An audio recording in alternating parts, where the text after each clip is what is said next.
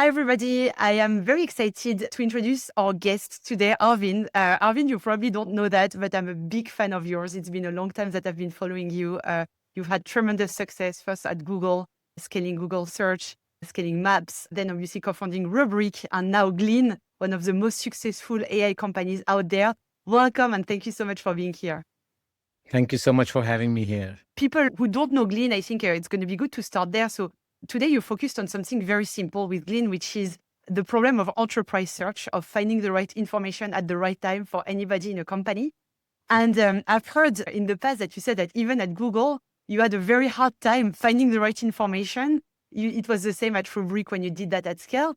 So my first question to you is to understand, why is internal search such an issue? What is it such a hard problem for companies to solve?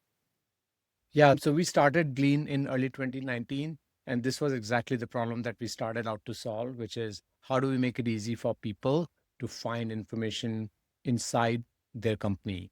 The reason it's hard is, first, I think if you look at enterprises, there's lots and lots of information and data that they have internally. Oftentimes, it's spread across hundreds or thousands of systems internally, and a lot of that information is produced over a long period of time, like a business that's been in existence for the last 30 years. So you're constantly producing information, you never delete anything. So what you're left with is a fragmented mess of information in some sense, some high quality, good, up to date information. And there's a lot that has now become obsolete and spread across so many different places. To build a search system on top of it, it's ironic that amount of information in business is actually not as much as the information on the internet. But on the internet, you can actually easily connect. Web pages are all accessible. Like all you need is a browser. You can hit a URL, you get to a web page. But internally in enterprises, your systems are sort of siloed. You don't have an easy way to actually connect into each one of them and enumerate and list all the content so that your search system that you're going to build, it can actually understand what knowledge is even there. So that's the first problem that you have to solve. As we went through this SaaS transformation, the number of applications and systems that businesses ended up with went from tens to hundreds to thousands. And so that was one of the key problems, is that how do I even get connected to all the enterprise systems so I can know what's information there and I can actually search on it. That was just one problem. The other problem was that on the internet, there are a lot of great signals. You know how popular a website is, so you can actually rate it higher in Google. We would see all feedback because Google is a gateway to the world. So when you ask a question, like users will always tell us what sites do they prefer. And so we have a lot of input to work on to figure out how to prioritize, how to rank certain website over some other one. But in the enterprise, you don't have that signal. There are not enough people. And you also don't have a notion of a gateway where you can actually track and observe what content are people really using inside the company. So you had to sort of work around that a little bit. These problems were never really looked at. All the search products in the enterprise were basically just the same product that we were actually trying to search on the internet for. So you would not go and try to understand the enterprise. You won't go and see, what content is actually high quality, written by subject matter experts.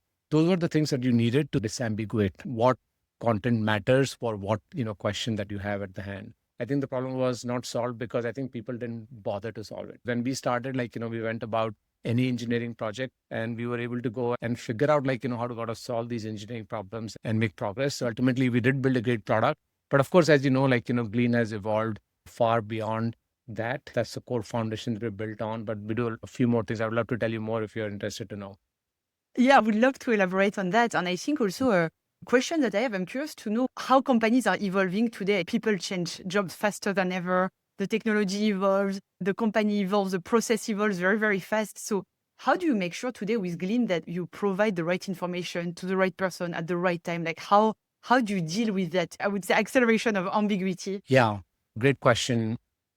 The core of Glean is, first, understand the business that we are serving right now. The people who are going to be using Glean inside a company, we need to first of all understand who they are.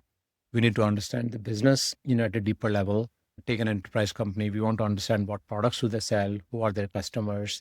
And the goal with AI is, first, understand how work happens inside your company and observe. The way you understand that is by observing people's activity inside the enterprise. So what Glean does is constantly looking at every person whenever they go and read a document or whenever they go and answer a question that some other employee had internally. When they actually take a task that's assigned to them, we actually observe what are the steps, do they take to actually go and complete that task.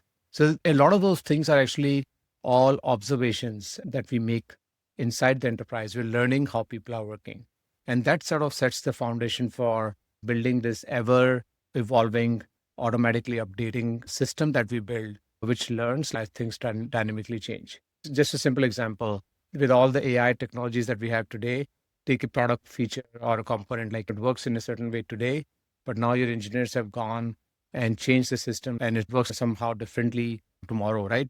And if you look at documentation that talks about how it used to be done before, there's documentation, or maybe there's no documentation which talks about how it is done today. But if you actually keep track of all the discussions, all the conversations, all the meetings, you can actually keep building that context and update their understanding of this business and how things work there. So that's the main framework about Glean, is that it's auto updating, like it actually observes activities and then keeps itself updated with like for what's the latest inside this business. Yeah, very clear. And maybe one last question on that before we go into actually what you are building right now, which is incredibly exciting, is the question of accuracy that always comes back from all of our customers. It comes back when we talk about Pigment, and I'm sure it comes back a lot in the conversation you have as well. So what are the guardrails that you've put in place at Glean to make sure that you always have the most accurate, up-to-date answer beyond what you just described around continuous learning? Let's take one particular topic, and you have potentially a lot of information inside the business. There are probably some documents that have been written on that topic. There are people who work on that particular subject matter. There are tasks that are being tracked on that topic, maybe in some task tracking system like Jira. There are conversations that have been happening. Now, you have to look at all of this data, all of this information on this particular subject matter, and you have to decide what information is the highest quality, what information is up to date and fresh. And for that, you rely on signals. The signals are all there. For example, when you look at documents inside a business, you can see which documents have been authored recently versus which ones are old. When you look at questions and answers that people have given maybe a year back, the answers that are being given now. When you look at two different, which are written roughly at the same time, but one of them is written by somebody who is authority on that topic. So you have to sort of think just like a human. AI allows you to think like a human. Imagine if you're looking for information on a given topic, you will start searching, and maybe you'll search like 10 different times. You will come across a few different pieces of materials, and you have that judgment. You will be able to figure out that, hey, look, this looks obsolete, this looks old. So now AI actually has that same kind of abilities. That's how you have to think about it. And we build our system exactly how a human would react to all of this information. So when you come in Glean and you ask a question, we have thousands of resources that all look semantically like relevant to what we have. Then we'll start to apply these signals to disambiguate and pick the things that we think are most authoritative. When you're asking a technical question, we'll actually go inside the code and actually see if the latest code reflects what the documentation says. All of this is only going to work if you are able to truly connect Glean with all the enterprise systems. Because if you have partial context, then you can never give the right answers. When we're deployed at a customer, we tell them that, hey, look, you have to connect Glean to everything inside your company. It has to know, it has to have the full picture for it to actually do the right job and provide the right information back to people. Thank you very much. I think that makes it extremely clear. Obviously, you've been extremely successful with everything you've done around enterprise search. And then you were one of the very first forward-looking thinker that has started to think about agents. And now your platform is about building, deploying, orchestrating, maintaining agents and governing agents at scale. I would love you perhaps to explain, what does that mean? What do you do exactly? What value do you provide to customers? Because obviously everybody is trying to deploy agents at scale for work. Yeah. When Glean started, we had a singular focus. We wanted to build a Google for your work life. And the interesting thing is that we were fortunate, we were lucky to build a great search product. We actually needed transformers. So we were the first ones, probably the first ones to bring the transformer technology into the enterprise. We would take all of our enterprise corpus and we would pre-train a language model that would sort of now start to semantically and conceptually understand all of your information and data. And we were the first ones to actually then go and deploy like embeddings and vector-based search. These terms didn't exist when we were building these, but it was like I would not say that it was because, we were like, we had the vision, we could look, 10 years, ahead. Like, I don't think anybody can really do that. But we were like, for us, this made sense to use this technology. Originally, transformers were built to actually make Google search better. So like when we were building a great search product, it made all the sense for us to use it. Now, if you think about our product, people come and ask questions and we're surfacing that information back to them. Over the years, the AI models got more capable. So we could actually go one step further in our product and say that, hey, you came and asked a question and we have all this great information that we think is up to date, fresh, high quality. But I think we can also read it, with an AI model. And instead of just giving you the links to the information, we can actually give you an answer that AI generates for you. So that sort of was the next evolution of our product, which was very natural. Like it was exactly the next thing that people expected us to do. And so we launched a product that looked and felt like ChatGPT roughly at the same time when ChatGPT came out, but was meant for the enterprise. Like it was connected to all of your company's context. Inside a company, if you have any questions, we were using AI and a combination of search to provide the right answers back. As the capabilities increased, like at some point, the models were smart enough to not just extract, summarize an answer from a document or set of documents. They could actually also write on their own. You could actually create artifacts.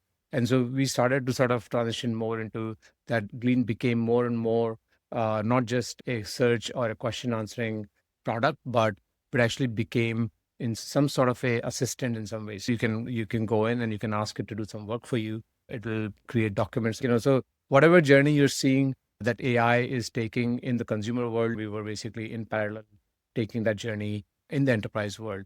Now, in 2024, we launched something called AI apps.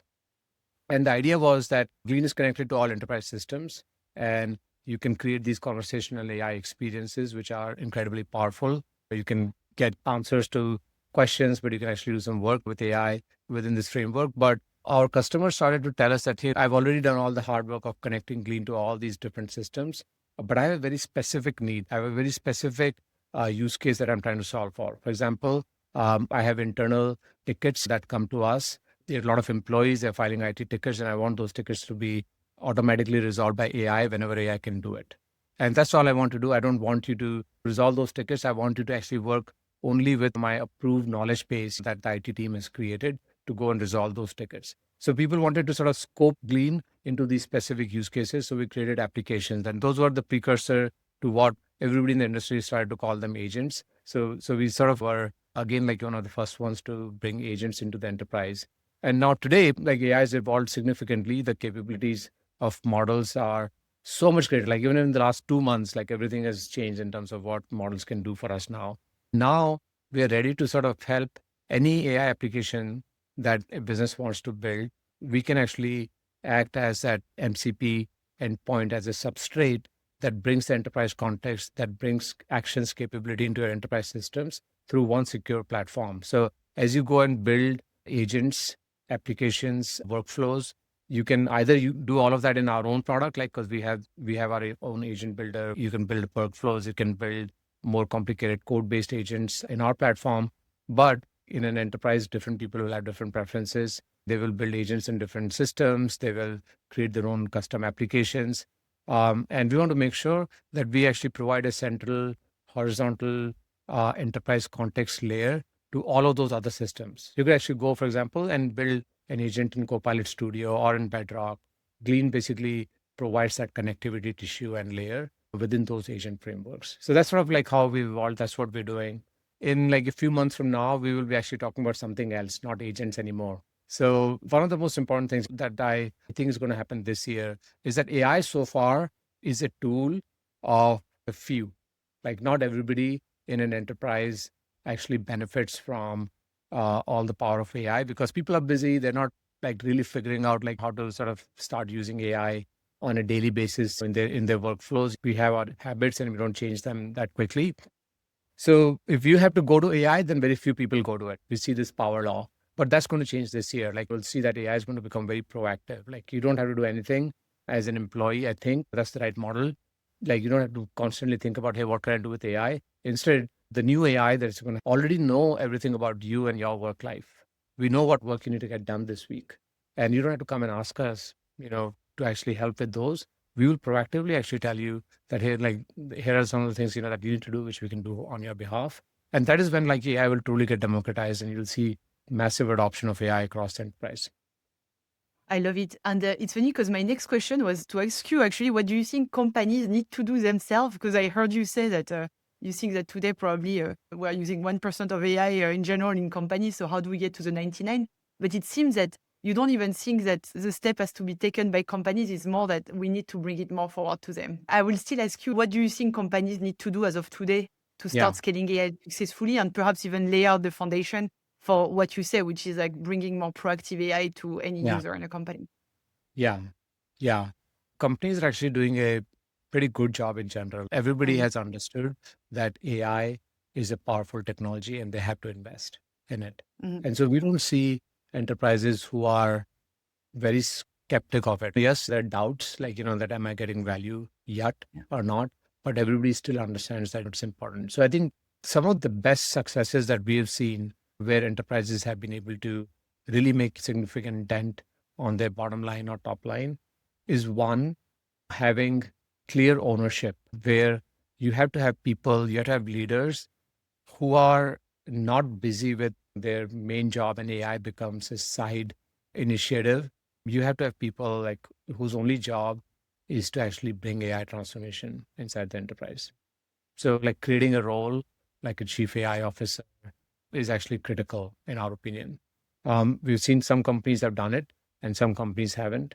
In the latter category, it's a good mindset where the CEO comes and tells that everybody needs to be AI first. Everybody needs to think that they are an AI officer. And that's true. But the problem is that leaders are already busy. They're fully subscribed. And if you just add one more thing to their plate, it becomes hard. So that's sort of one thing is just having a center of excellence, a AI function is actually makes a big difference.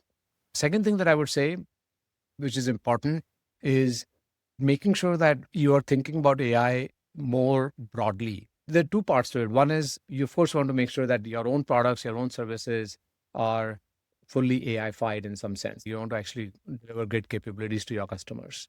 To evolve your company, you have to make everybody AI first. So education has to be a priority. You have to think about, yes, top line and bottom line is great, but you should also be happy as long as people are learning, as long as they are sort of changing their habits and trying to leverage AI more and more in their day-to-day work. Bringing a good set of tools to your employee base is also very important in terms of making progress. And then maybe I'll just give you one tactical good example. This approach, I've heard it from a few people and I actually suggested it to many. We have our ways of doing things and AI is a new thing and sometimes hard to change habits. But then if you have a young workforce, if you have people who, just joined and this is their first job, they don't really know how to do anything the traditional way. If you couple them with experienced people, so for example, have every leader of yours, get them an AI chief of staff, which is, let's say, a new graduate. They will have that instinct of thinking outside the box and using AI fundamentally, at any new piece of work. And so you can get a lot of AI momentum in the enterprise going by bringing folks who actually don't know the traditional way. The people who don't know the traditional way are actually going to figure out the new way. We see this happen in our company. A lot of AI transformation is driven by the younger folks. I love that advice. I love it. I think when it comes to success too, every company out there wants to start measuring it. So you said, I think a good metric is about how many people are learning, experimenting, etc. And I think in the past year, we've seen many companies experimenting and now want to put things into production and making sure they can measure very well the benefits of AI. So how are you thinking about that? Do you have any advice on metrics you would recommend starting with, and also maybe other benefits that are harder to measure, but that should be taken into account? Yeah. So I think just tracking adoption metrics is good from a point of view Mhm. of is education happening inside Yes. the enterprise? So we should do that. And most AI tools that you buy will hopefully give you those insights. But I think we should also not get confused about that is correlating with business value. More usage is not necessarily going to correlate with business value. Usage metrics are good from the point of view of is education happening, like we said. So from a point of view of how do you measure the success of AI, you have to first go and think about, do you even have metrics to track productivity? to track efficiency regardless of AI. Like take, for example, customer support. What are your key metrics that describe how well you're doing? So things like case resolution time or time to first response to a customer or how many tickets one agent can solve, per day. Those are like some of your key business metrics. And so you don't have to actually create new ones to think about, is AI helping me succeed or not? Just look at, you deploy like a great AI solution. If it is actually making an impact, then you should see that your people should now be able to do twice as many cases per day. How do you sort of really measure success with AI? Is to have those good hygiene from the get-go in terms of like these performance metrics across your different functions, and then just see the movement that AI is driving to those metrics. That's the one, those are the most believable. Those are the ones that your CFO is going to admit. They're not going to actually admit like a new AI specific metric that you created to show value of AI. Yeah, makes total sense, and I can relate to our CFO customers about what you're Yeah. saying here. You started to elaborate earlier on your vision around the fact Mm. that you think probably there is no more agent as a word in a few months, and the future is much more proactive. I have heard you said also that that leads to the super intelligent enterprise. I think it would be great if you could explain to us what that means, what that looks like day to day. If you have concrete example, you start Monday morning, what does your day look like in that super intelligent enterprise, and what do you think the future can look like here? Yeah. So some example scenarios, like take Monday morning, and the first thing you do is you have to commute to work. How about you got a briefing for the day, and you're driving, so it's not that you're reading something, like it's kind of like a podcast. Like you sit in the car, and your AI, your personal coworker, which is on your mobile device, recognizes that and offers you to make this commute more productive for you. Say that, hey, I can get you ready for the day. These are the 5 people that you're going to be meeting. For this particular meeting, you need to have read this doc, but you haven't. So I can actually give you a summary. I can get you ready with the key points and help you, with whatever context you need. And so there's that like very interactive, voice-based interface that you have with your personal coworker, which is on your device, which has all the context about your day, and it helps you get ready. So, and it actually also knows that it's going to take you 38 minutes to reach your office. So it can actually figure out how to pack information within that amount of time. And so that's how you show up at work fully confident, feeling like you're in control for what's going to happen next, throughout your day. Like imagine again, like AI is looking at your calendar, it's looking at your tasks, which like if you're an engineer, your tasks have been tracked in Jira or a tool like that. It's also looking at all the communication that you're having inside the company. It figures out who are the people who are waiting for you on different things. And as those things happen, it sort of gives you again this list of things that is figured out that you need to get done this week. And maybe it knows how to do 30% of those tasks, and it keeps it ready for you. It says, hey, by the way, I figured it out. I've done it for you. So that it's effortless. You don't have to think about like how to use AI. It came to you and completed some of those tasks for you. So those are like, the basic things from when AI starts to understand you better, can do for you. I'll just give you one more example though. For executives, I'm actually always frustrated about, am I spending time on the right things? Or is my organization actually focused on the right set of projects? For example, we did a strategy shift and we have a few new focus areas and we want to defocus from some of them. Has that sort of shift in strategy, has it shifted down the organization? Did people who are working on projects that are no longer relevant to the strategy, did we actually stop working on them? Like these are things where I feel helpless in the sense that I can't figure out. In a large organization with so many people, it's very hard to keep track of what everybody's doing and is everybody moving in the same direction. The new future, like the super intelligent enterprise, is where very complex problems like those are also where you can actually feel in control. So, for example, AI is powerful enough to actually go and catalog all the different projects that all the different people are working on. For each one of them, it's actually can see what their work is and does it align with our new quarterly goals or our strategy. And it can just give me a list of projects that it thinks are potentially something, where we should reinvest. Similarly, as a CEO, a company is no more than its people. We want to know who are our best people in the company. We want to make sure that we are creating the right opportunities for them. And of course, there are mechanisms to learn that through the hierarchy, but oftentimes some great, awesome people, like they're not the loudest in the room and they're sitting somewhere and not fully getting leveraged. So I want to actually identify who are those amazing people so that we can invest more in them. These kind of things where today you will think that this is going to take too long to actually go figure these things out. And I don't know if I'm going to get an unbiased clean signal. In the future, AI will be able to really help you with all of that. That's what, is our vision for a super intelligent enterprise.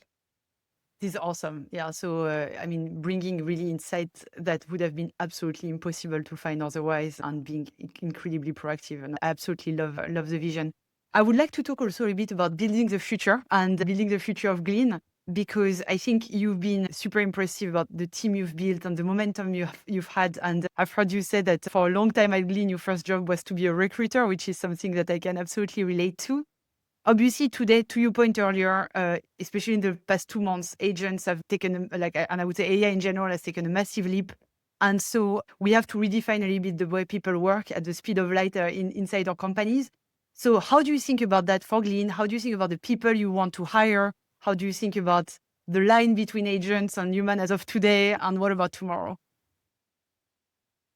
Like, first of all, we believe that AI is a tool in our toolkit. I don't think the concept of hey, does AI replace humans? Like, I don't like to think of it that way. It's more that AI enhances us, enables us, and actually sometimes it enables us to do twice as much work or 10 times as much more work that we could do before. So in that sense, yes, it does replace some human work. But I think the success of a company, even in the future, is going to be proportional to the talent that you have inside your company. I don't believe in a one person, $1 billion company or like a very lean company. Yes, you want to have super high productivity, but your scale is still going to be proportional to the number of people that you have. So now, in terms of like how we recruit, how we hire, right now, the fundamental skills have not changed. Like AI doesn't change anything in terms of who we want to bring in our company. We're still trying to bring the same people, first of all, who are passionate about what we build as products, who are excited about the technology that we are creating. We're, of course, looking for all the standard skills, people who work hard, people who are motivated, who want to succeed in their career, who are great team players. It's the same set of requirements, but I think AI is giving you a way to evaluate things more precisely. For example, right now, we've changed the interview process for all the roles inside our company. We are looking for, are you using AI in your job? And that's a key part of our assessment now. Take an engineer. We used to give them an assignment that could be done in 2 hours before, and then we'd test how good they're at coding. That assignment has now changed to we give them a task which would have taken 1 month. But with AI now, you can actually do it in 2 hours. We don't tell the candidate that use AI to do this, but we want to see their instinct. Will they actually use it and not feel daunted and actually complete that task? And what that is allowing us to test for is that, is this a person who has a learning mindset, who's keeping track of all the technology trends, and are they ready to sort of change their habits and are willing to learn new skills? So that's sort of like what we do. And I think then that's the right approach to build that modern AI first organization. I cannot agree more with you. This curiosity element is probably the most important, and the ability to adapt fast as well. The speed of innovation at Glean is beyond impressive. You're going faster than everyone else. I'm just curious to know tactically, like, how do you plan? How far do you plan ahead, your Yeah. roadmap? And how do Yeah. you also stay focused given that the tech is changing so fast? Yeah. Well, first, I would say that I've never in my whole life ever felt that we are going very fast. I think I always feel that we could be going faster, and it's actually true, but I think it's always something comes in the way. But in terms of our planning cycles, we do monthly planning right now. We used to do quarterly, and we used to set quarterly OKRs. Now we actually just plan what are we going to do in this next 1 month, next 4 weeks.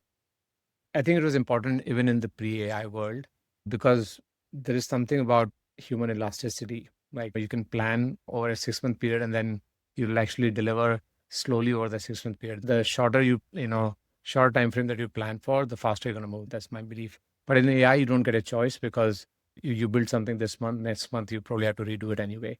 How are we moving fast? It comes from two different places. One, it comes from fear. And we're very open inside our company and sharing that if we don't move fast, we're certainly going to die. We're not pumping people up. We're not telling them that, look, Glean has made it. We are deployed at some of the world's best customers. We have a great business, is growing fast. The mindset inside the company is that if we go slow, we are going to become irrelevant very quickly.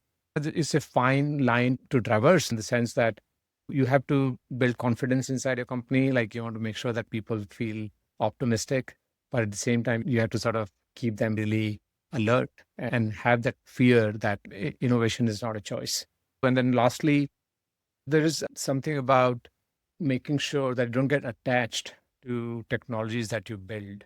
And so we reward people for throwing technology away. If you, like when you set your goals, if you say that, look, I built something last month, but I don't think it's the right approach anymore, and I'm going to throw it, I'm going to build it again in a new way, we reward that. So like every time you replace something, or like not replace, every time you actually get rid of some, piece of tech, that is considered as a very positive thing inside the company. That's a very great mindset to have, and it's not easy. It's really not easy, I can imagine. You have two incredible moats at Glean. Clearly, you have most data than anybody. You have the proprietary data of the company. You have a great ecosystem as well, given how well you are connected to the entire tech ecosystem of a company. What are the other moats that you are betting on?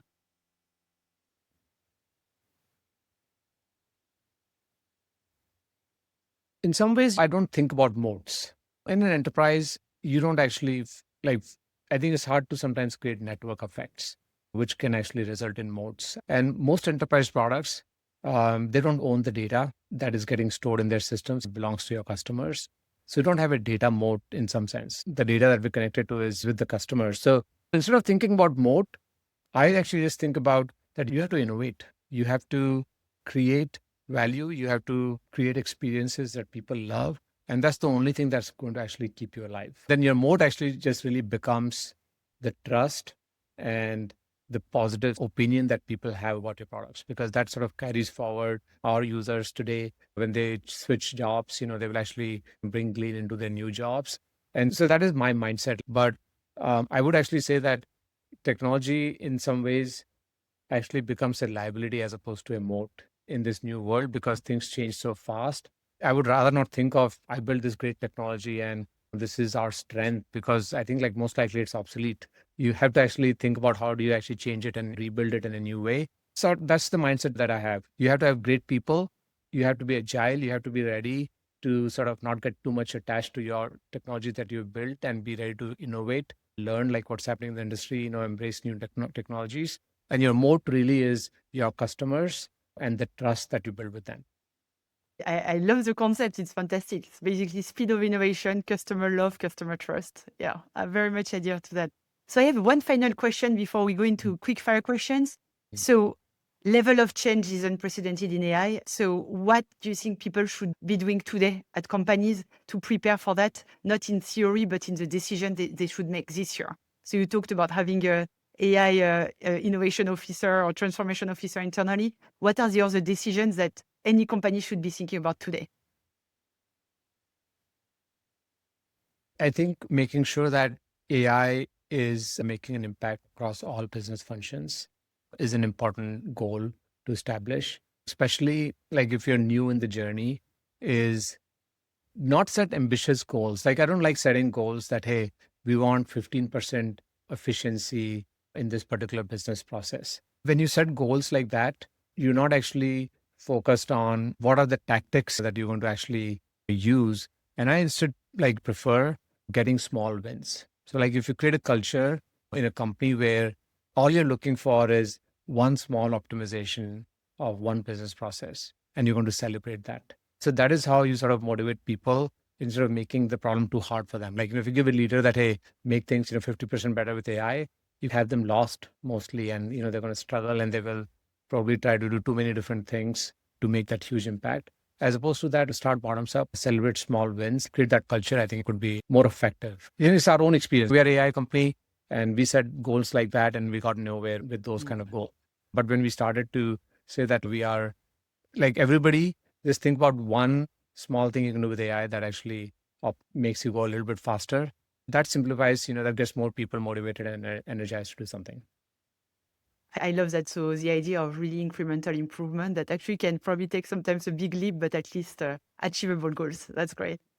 So now we will go into quick fire questions to end the interview. So first question, if you could have an AI agent that handled one personal task, I'm saying personal or not professional task for the rest of your life, what would it be? Is again managing my personal calendar. That's a good one. What's the best thing you've automated in your day-to-day that's helped you become a better leader? I've automated the process of getting answers to my questions.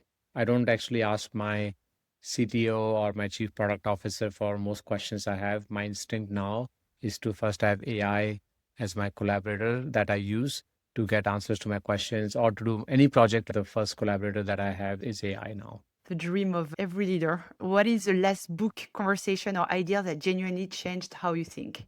I was really impressed when I saw the kind of things people were doing with OpenClaw.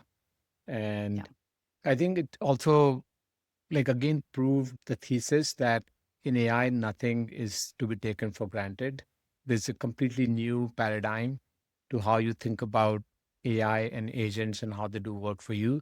A lot of things that we are doing inside our company now have changed, and we are thinking along the same lines of OpenClaw, but thinking about how to do those things safely in the enterprise. What question do you think the industry is not asking enough about AI at work right now? One thing that gets ignored is, are you making sure that your workforce is going to be ready for the future? Are they getting trained and enabled on AI at the speed at which they need to be? Because if you have a workforce that's not, that's a sure short way of becoming obsolete. And the final one, if you weren't building companies, what would you be doing? Well, that's a really good question. I think I would probably be relaxing on a beach or playing tennis, but it's hard to actually imagine that would be fun for me. I'm pretty sure that given what you've done so far, it wouldn't be perhaps for 2 days and you would go back to building. Thank you so much. That was fascinating. I love all the insights you shared. That was really a fantastic conversation. Really appreciate your time. Thank you so much, and I really enjoyed this conversation.